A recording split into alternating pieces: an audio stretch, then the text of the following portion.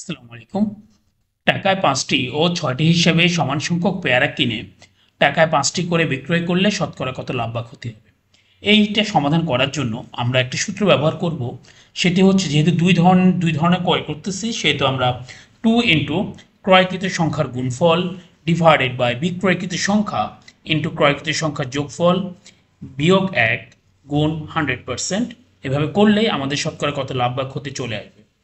মনে রাখতে হবে, এই বিয়োগফলের উত্তর যদি ঋণাত্মক আসে তাহলে আমাদের ক্ষতি হবে, এবং যদি ধনাত্মক আসে তাহলে আমরা বলবো আমাদের লাভ হয়েছে। তো শুরু করি।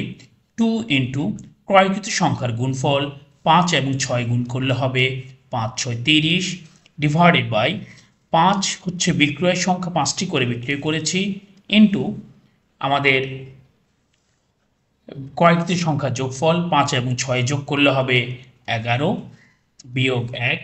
তাহলে 5কে দিয়ে আমরা যদি 30কে ভাগ করি তাহলে আসবে 6, তাহলে 6 দুগুণে 12, এখানে 11, তাহলে 11 একে 11 ইন্টু, যেহেতু 100% দিতে হবে, 100% ইজ ইকুয়াল টু, তাহলে 12 থেকে 1 বিয়োগ করলে উপরে 1 নিচে 11 ইন্টু 100%, সরি এখানে 11 হবে, তাহলে আমাদের আসতেছে 100 ডিভাইড বাই 11%। এই যোগফলের মান যেহেতু প্লাস, তার মানে আমরা বলবো আমাদের লাভ হয়েছে।